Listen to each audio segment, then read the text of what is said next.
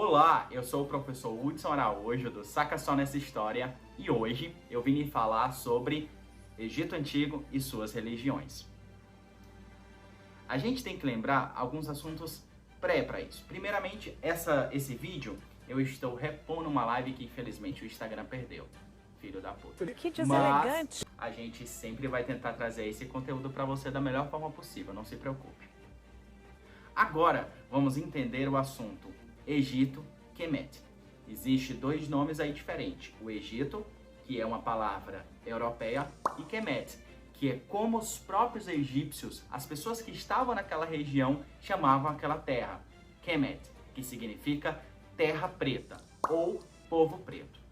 Mas, professor Hudson, por que a gente tem dois nomes diferentes para uma mesma região? Pessoal, depois do século XVIII, os europeus estavam em crescimento, principalmente devido às ideias iluministas e tudo mais, eles estavam buscando saber em outros lugares. E aí eles chegaram no Egito, que estava em processo de islamismo, e desde o período da Idade Média, os europeus não iam para aquela região por causa dos islâmicos. O que aconteceu? Quando eles chegaram lá, eles viram pirâmides, aquelas coisas a qual eles não conseguiam explicar. E aí pensaram, poxa, vamos tentar traduzir. Viram os hieróglifos e não conseguiram traduzir. Obviamente, o que eles sabiam dos egípcios até então é o que os gregos tinham escrito, ou seja, europeus tinham escrito sobre os egípcios e também o que estava na Bíblia. Então muitas informações são informações errôneas. É aquela parada, né? Eu vendo o outro, eu tenho uma perspectiva. Eu sabendo como que esse povo se vê, é uma outra perspectiva totalmente diferente. Mas beleza, lá pelo século XVIII, um cara chamado Champollion, um francês, traduziu a pedra de Roseta, a qual estava os hieróglifos. Ele conseguiu traduzir porque era uma pedra que estava escrito em demótico, em grego e em hieróglifo. Então, três línguas diferentes numa mesma pedra do período ptolomaico. Quando ele pegou isso aí, ele falou, caraca, tá fácil, porque grego, todo mundo sabia grego. Eu sei grego, você sabe grego. Mentira, eu não sei grego não, mas a gente finge que sabe, né? Mas beleza. E aí os caras conseguiram traduzir, o Champollion conseguiu traduzir, inclusive ele é o pai da egiptologia. E aí a gente agora consegue saber como que os egípcios se viam e primeiramente o que eles escreviam sobre eles mesmos. E depois disso, começou a surgir. No entanto, essas ideias, esses novos nomes em egípcio mesmo, a gente fica mais ou menos mais na academia entre os egiptólogos, porque já se tornou tradicional uma certa ideia. Mas eu estou aqui para quebrar padrões, né? Professor de história nas redes sociais, obviamente, tá para quebrar padrões. E eu tô aqui para te falar que não, gente, não é bem isso. Para começar, os egípcios foi um povo originário da África subsaariana. Essa galera que saiu lá do Saara, atravessou o Saara, chegou no Vale do Nilo e falou, caraca, aqui é muito legal para morar, bora viver aqui. E isso por volta de 5, 6 mil anos antes de Cristo. Ok, essa galera ficou lá, foi desenvolvendo. Eles chamavam então essa região do Vale do Nilo de Kemet, Terra Preta. Também podendo ser traduzido como Povo Preto. Isso, gente, os egípcios eram negros. Era natural, muita galera não sabe disso. Muita gente, e aí quando eu dou aula para isso, muita gente fala assim, poxa, o Egito na África, sim, gente, o Egito fica na África. E a gente tem que reforçar isso porque isso é importante. Porque o brasileiro, primeiramente, precisa reconhecer a África como um continente evoluído, como um continente com a sua própria cultura. Mas e aí, o Egito pode ajudar demais pra gente entender um pouquinho mais sobre a própria história da África e valorização da África. Por isso que eu defendo muito os egípcios dentro do currículo escolar. Mas beleza, a gente tem que falar sobre religião. E religião é a base para entender o Egito. Por que eles chamavam de Kemet, a sua própria terra? A gente tem que lembrar que o Egito é todo baseado no Nilo. O Nilo é a base de tudo, velho. Então, quando o Nilo enchia, ele tomava quase que 8 quilômetros de terra. Quando ele baixava, ele deixava uma terra preta, essencial, com humus. Esse humus era, cara, você plantava lá, nascia. Então, cara, por isso que muita gente conhecia os egípcios como o celeiro do mundo. Falava, o Egito, o celeiro do mundo. Porque lá nunca faltava comida. E essa galera ia para lá em busca de comida, porque lá a cheia do Nilo dava tudo que era necessário para eles. E por isso que eles chamavam de Kemet, terra preta, por causa dessa terra preta que ficava ao redor do Nilo. Mas também por causa da pele das pessoas. Quando você olha imagens, desenhos de egípcios, sempre eles serão retratados com pele mais escura. Principalmente os homens. Os homens têm uma pele mais escura e as mulheres uma pele mais clara, ok? Na arte egípcia, eles sempre serão tratados dessa forma. E não é incomum a gente ver isso. Beleza, então. Então, Egito é uma visão europeia. E Kemet, que é uma visão, o Egito para os egípcios. Por isso aqui, meu jovem, eu não vou... Nossa, ficou meu jovem, eu fiquei parecendo velho, né? Foda-se.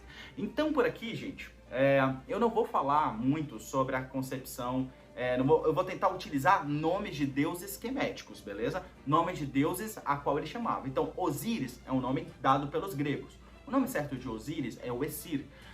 Ísis é um nome dado pelos gregos. O nome certo de Ísis é Aset, ok? Horus é o nome dos gregos. Na verdade, Hero é o nome real. E detalhe, os gregos pegaram vários Heros diferentes e juntaram numa única visão, que é uma visão completamente diferente do que os próprios egípcios tinham. Então, outra coisa, os gregos interpretaram a mitologia egípcia da sua própria forma. Inclusive, eles até falavam que os deuses gregos, na verdade, se transformaram em animais e foram para o Egito, e isso é uma visão completamente distorcida. Não tinha nenhuma relação. O que a gente sabe é que os gregos viam os egípcios com bastante curiosidade. Até porque os gregos, muitas coisas eles aprenderam com os egípcios, como, por exemplo, filosofia e matemática. A religião no Antigo Egito. A gente tem que entender que a religião, na verdade, a forma correta de entender era as religiões. Por quê? Porque todo o Egito era baseado em religiões. Você tinha uma religião estatal, que era a religião praticada pelo faraó. Essa religião estatal praticada pelo faraó, em egípcio, Nisut ou Remet, essa religião era uma religião extremamente necessária, que era para trazer o cosmo, para trazer o equilíbrio. Velho, se o faraó não fizesse certos rituais, o sol nem nascia, mano. Por quê? Eles eram um povo completamente teocêntrico. O ar que eles respiravam era magia, tudo era mágico, tudo era ritual, tudo é religioso. Eles não têm essa dissociação entre vida carnal e vida religiosa. Tudo é vida, gente, tudo é vida. Até mesmo concepções como morte, agora a gente gosta muito de falar, o livro dos mortos. A morte para eles era irrelevante, era apenas uma continuação, era apenas uma passagem para o outro lado da vida. Mas não, sem spoiler, que daqui a pouco eu vou explicar isso. Então, cada cidade, a gente tinha um nomos, né? Esse nomos é como se fosse uma cidade-estado. No começo, por cerca de 4.000 anos antes de Cristo, de cada cidade tinha um nomos. Depois, esses nomos, cada nomos tinha uma divindade, obviamente dentro do panteão, e eles contavam suas próprias mitologias. Quando o Egito, quando um cara chamado Menes, lá da cidade de Hierancópolis, ou também chamado em egípcio de Nechan, dessa cidade, ele vai e unifica, ele guerreia com várias outras cidades ao redor e unifica o Alto Egito. Quando ele unifica o Alto Egito, ele parte para o Baixo Egito e vai o quê? Unificar as duas terras. Por isso, ele é considerado o primeiro faraó da história. E isso por volta de 3.000 anos antes de Cristo. Ele consegue unificar todo o Egito e se torna o primeiro faraó da história, da primeira dinastia. O Egito, então, é dividido em várias dinastias diferentes, até a última, que é o do faraó Tutmés III, que foi o último faraó antes da tomada pelos persas na batalha onde eles jogavam gatinhos por cima das coisas. Coitadinho dos gatinhos, né? Mas os persas venceram porque fizeram essa cachorragem em jogar gatinhos sobre os egípcios. Os egípcios é uma religião que cultuava os gatos. E para não machucar os gatos, eles se renderam e perderam a autonomia. Beleza, então. Então a gente tem várias religiões diferentes. Rituais estatais praticados pelo faraó e por toda a sua corte. Esses rituais é o que mais a gente sabe, porque é o que mais se escreviam sobre esses rituais, essas práticas ritualísticas feitas pelo faraó. É daí que, por exemplo, surgiu o teatro, a qual o faraó ele fazia meio que um teatro para reviver o mito e aí conseguir manter a Maat, que é um símbolo. Maat é uma coisa desejada por todos no Egito. Maat é justiça, Maat é equilíbrio, Maat é perfeição, digamos assim. Então Maat era algo que eles tinham que manter 24 horas, em rituais, em feitiços e tudo mais. E tudo que saísse de Maat se chamava Isfet. beleza? Sfet é o contrário de Maat, é o desequilíbrio, é a injustiça. Então eles têm que pregar Maat a todo custo e fazer Maat a todo custo, beleza? Mas a gente vai falar disso quando estiver falando de alma, beleza? Então Maat era essencial para a religião egípcia, a qual eles pregavam o tempo todo. Então, vai fazer um ritual, aquele ritual era para fazer Maat, ok? Então, tudo era originário a isso.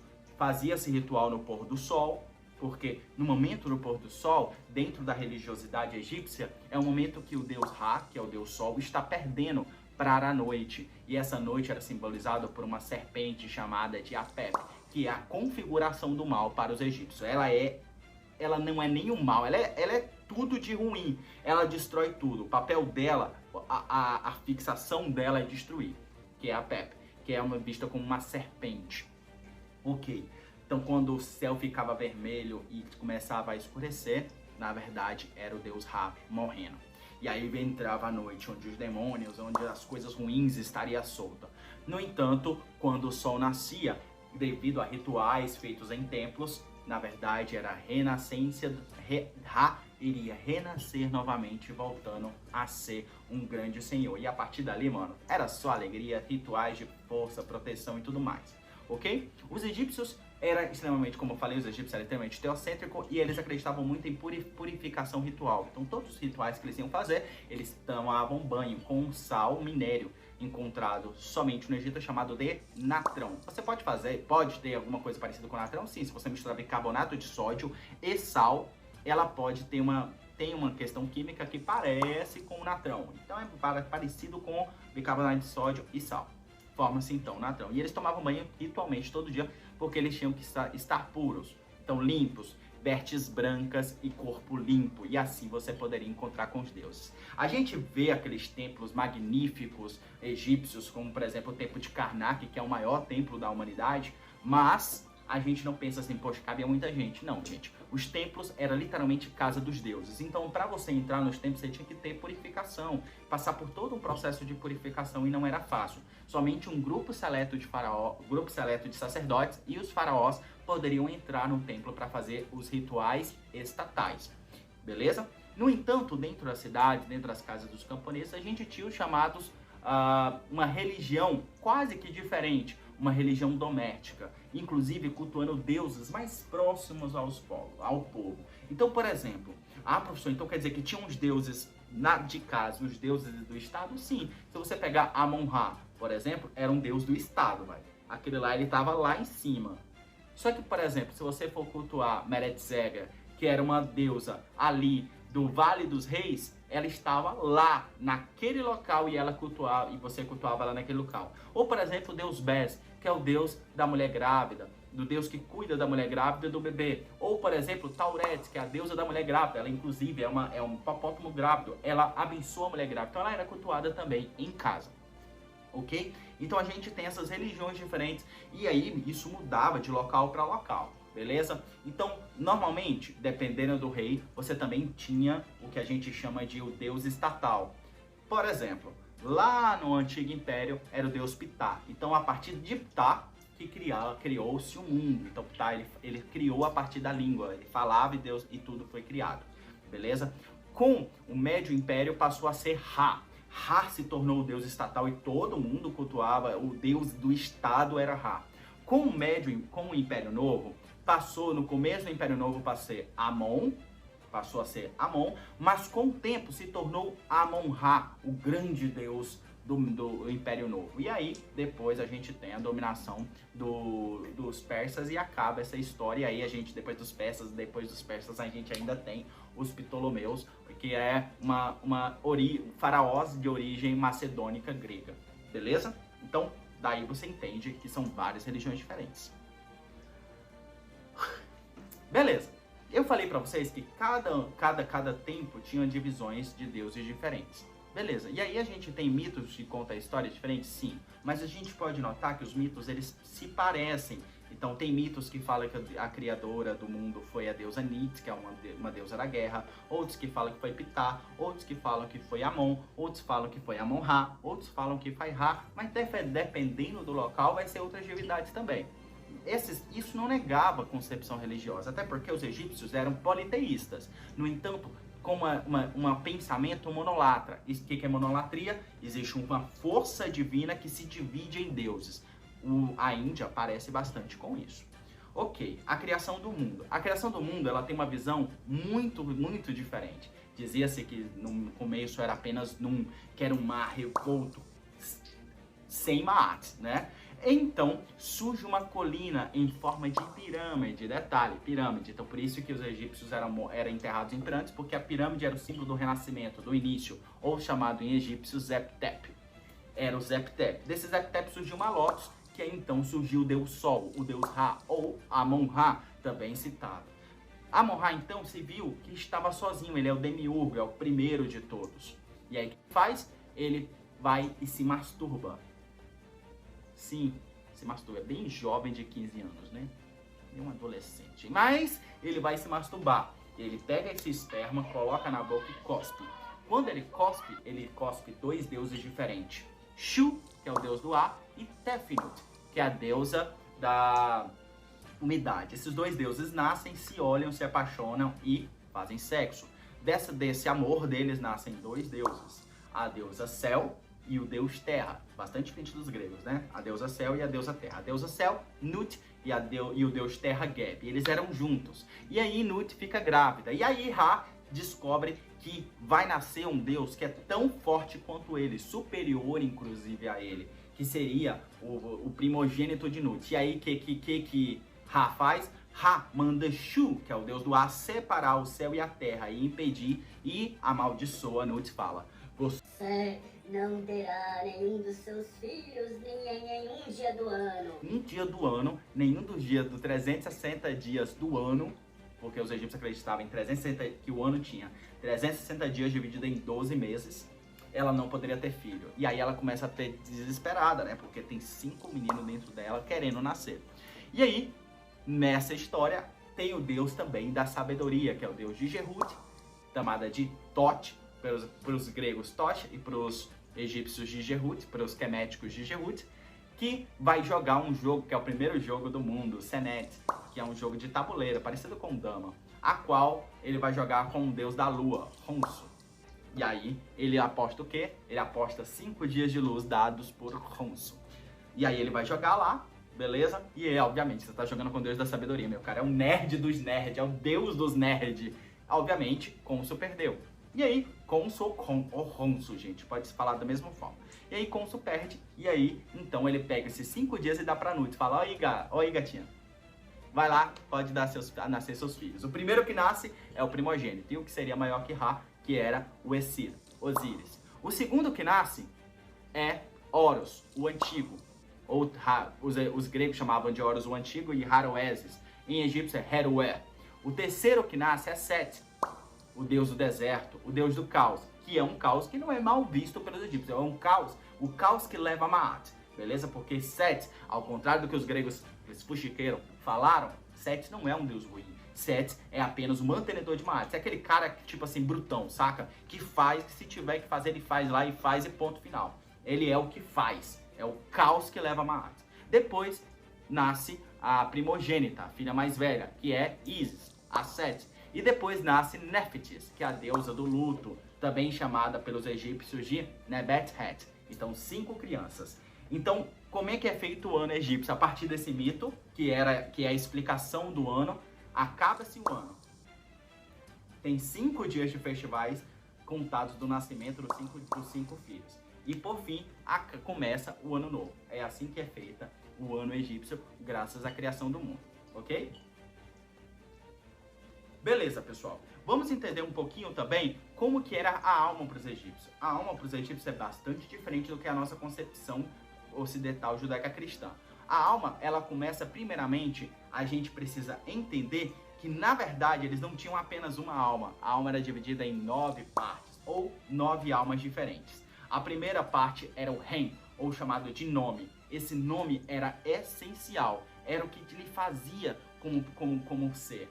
Muitos, por exemplo, o faraó tinha vários reis diferentes, vários nomes, inclusive alguns secretos, para ninguém saber, porque através do seu rei ou seu nome, qualquer um vai te alcançar. Também eles têm o Ba, ou parte da alma imortal. O Ba, ele é imortal, saca? Ele não morre, ele é sua essência divina, a qual os deuses estão ali fazendo parte, beleza? Depois do Ba, você tem o Ka. O Ka é sua personalidade, é o seu ser, é a sua existência. Lembrando que o Ka, depois de morto, ele passa fome, ele passa dificuldade. É o Ba, quando você junta o Ka e o Ba, eles se juntam, ele vive eternamente, beleza? Ele se torna como se fosse um deus. Por isso que, por exemplo, existe os faraós, eles tinham um Ka real, que é o Ka que nasceu lá no primeiro faraó, ele reencarna em todos os faraós. Os faraós, eles conversam com os seus deus, tá ligado? É muito doido mesmo. Lembra um pouquinho Avatar, beleza? Só lembrar de Avatar que você vai lembrar disso. Também eles tinham o Shuyet, que era a sombra, que também era algo essencial para eles, a qual eles cuidavam com todo carinho e até mesmo a fortalecia a sombra. Depois você tem o Ibi, que é o coração. Para eles, o coração era a essência do que era ser, era a essência de tudo. E é muito interessante porque o coração, ele é papel central quando, por exemplo, em mumificação e tudo mais. Porque sabe aquela questão que nós temos na nossa sociedade? Ah, estou com o coração pesado, eu me apaixonei com todo o coração. Ou eu te odeio com todo o coração. Ou foi os egípcios que tinham essa visão de coração tão forte. Então, por exemplo, eles mumificavam o coração para que o coração não falasse mal deles. Pois é, eles tinham todo o coração. Ele, no livro dos mortos tem mesmo: coração, não fale mal de mim perante os deuses, porque eles morriam de medo do coração falar mal deles. Depois você tinha o Kat, que era o corpo. Era essa parte aqui. O Kat é mortal, beleza? Mas você tinha que cuidar dele porque ele precisa estar puro, beleza? Então, e aí, com isso, você tinha também o Anr. Esse Anr era a sua vida, a sua respiração. Era o Anr, que era o principal, era essencial, beleza? Depois você tem o Sahu, que era a parte que seria julgada pelo juiz. E por fim, você tem o Sahen, que é a sua força vital. Beleza? Então, são todas essas partes essenciais que faziam parte da alma egípcia. O que mais conta? O Ka e o Ba, que era a essência. O Ka, a sua essência nessa encarnação, e o Ba, a sua essência divina, que não morre, que não precisa de nada. Um Ba tem vários casos diferentes. Beleza? Ok? Então vamos falar sobre o coração, gente. Um pouquinho sobre o coração. O coração é essencial para a vida após a morte. É no coração que nós temos a nossa lembrança, na visão egípcia. É o coração que tem nossas lembranças, é com o coração que a gente se apaixona. O coração é essencial nessa história, nessa religião egípcia. Se liga aqui um pouquinho que eu separei para vocês uma parte do livro dos mortos que conta... Deixa eu só achar aqui... Uma parte do livro dos mortos que fala diretamente ao coração. Meu coração, não te oponhas a mim no tribunal, não te mostres hostil a mim, não digas mentiras sobre mim na presença dos deuses. Normalmente era feito um escaravelho e colocado no coração da pessoa, porque o coração era mumificado e guardado separado. No lugar do coração se colocava esse escaravelho, a qual tinha esse encantamento. E na hora de pesar, porque quando você morria, seu coração seria pesado para saber se seu coração é bom ou ruim. Na hora de seu coração pesar, seu coração falaria coisas boas de você então seu coração pesaria tal como a pena de uma arte, da justiça, da bondade e tudo mais. E aí você entraria no reino dos céus, ou no chamado Dud para os egípcios. Então o coração era essencial para os egípcios, eles tinham que cuidar do coração. Por exemplo, eles não era só questão de cuidar do coração física, mas até mesmo eles tinham uma coisa de alimentar o coração. O que é alimentar o coração? Fazer o que você se sente bem, fazer coisas boas para você, ok? Então, por exemplo, quando eu faço coisas ruins para mim mesmo, eu estou machucando o meu coração, eu estou deixando o meu coração passar fome. E quando eu faço coisas boas para mim, escuto uma boa música, danço, festejo, cultuo os deuses, logo eu estou alimentando meu coração. E meu coração não passará fome. Gente, isso é muito lindo, velho. Muito lindo. E eu acho muito massa isso na religião egípcia. Beleza? Vamos conhecer a questão da morte. A gente sempre vê aquele pergaminho de Thoth anotando, né? Thoth, o deus da sabedoria, anotando o resultado. E aí tem aquela balança com o deus Anubis fazendo a pesagem do coração. Beleza, mas a gente tem que lembrar que o processo de mumificação durava 70 dias pra galera mais rica. Isso mesmo, se o faraó morresse, só esse processo de mumificação dele demorava 70 dias para ficar pronto. Gente, isso é muito tempo mesmo. 70 dias para ficar pronto. E nesses 70 dias era luto profundo. Caso algum pobre morresse, normalmente ele era enterrado em cova rasa e era de um dia para outro. Mas ele passava também por alguns rituais. Os rituais funerários eram essenciais para preservar não o Ba, mas preservar o Ka. O Ka que tinha que ser preservado. Então, quando ele colocava uma máscara mortuária, é para que o morto pudesse ver. Eles colocavam comida dentro para que o morto pudesse alimentar. Ele também colocava chabitis, que eram pequenas estátuas de pessoas que era para servir o morto. Então, tudo que está lá enterrado, por exemplo, junto com a tumba de Tutankhamon, eles encontraram muitas coisas, cama, jogos, tudo aquilo ali, é para que o morto, o Ka do morto, pudesse usar do outro lado da vida e pudesse ter uma vida boa, pudesse ser lembrado. Então os egípcios, quando você vê eles construindo pirâmides, templos gigantescos, colocando o nome deles em tudo qualquer lugar, aquilo ali é para manter o Ka dele vivo. Por exemplo, quando eu falo o nome Tutankhamon, quando eu falo Tutankhamon, eu estou mantendo o Ka de Tutankhamon vivo. Então ele tá ali, velho, vivo. Porque as pessoas estão falando dele. Essa era a visão dos egípcios. Então, quando os egípcios construíram pirâmides absurdamente grandes, era para eles viverem a imortalidade. Porque, por exemplo, a gente vê lá a pirâmide de Kelps. Kelps, quando eu falo esse nome, eu estou fortalecendo o Ka desse faraó e mantendo ele vivo. Então, a ideia principal era manter esses faraós vivos através dessa lembrança. A lembrança é essencial para mantê-los vivos. Lembrei daquele filme A Vida é uma Festa. Já assistiu da Disney? Pois é, aquilo ali os egípcios também falavam aquilo, que a lembrança mantém as pessoas vivas. Beleza? O livro dos mortos era feito com vários encantamentos para ele conseguir chegar no então Duat. Só que o livro dos mortos era caro demais e infelizmente só os mais ricos poderiam ter esse livro dos mortos. Beleza? Ok? Então, a morte era apenas uma passagem para a vida e não era necessariamente algo ruim, que eles viam como algo, ai, acabou daqui. Sim, tinha choro, tinha tudo porque a pessoa morreu. Principalmente um faraó, tinha até choradeiras e tudo mais. No entanto, a ideia principal era manter esse cara vivo depois da morte. Beleza. Pessoal, será que tem pessoas que cultuam deuses egípcios, que praticam religião egípcia? Hoje tem. Existem várias religiões neopagãs, pagãs e até mesmo tradicionais africanas que ainda mantêm relações com os egípcios. Então, normalmente você encontra essas pessoas que cultuam deuses egípcios, eles são chamados de queméticos ou praticam o chamado quemetismo, que pratica a religião egípcia e tenta estudar. Alguns com várias formas diferentes, umas com uma roupagem mais moderna, outros tentando praticar o que era feito no passado. E aí seguindo toda uma filosofia de vida, porque a gente tem que lembrar, essencialmente os egípcios eles eram uma religião de vivência, onde viviam 24 horas em cima daquele pensamento. Uau, uau, uau, uau, muita coisa, eu espero que vocês tenham gostado. Esse aqui foi um resumo de um pouco que passou na live, mas espero de coração que vocês tenham gostado de tudo que eu falei e espero que vocês possam aprender com tudo isso também, beleza? Um abraço.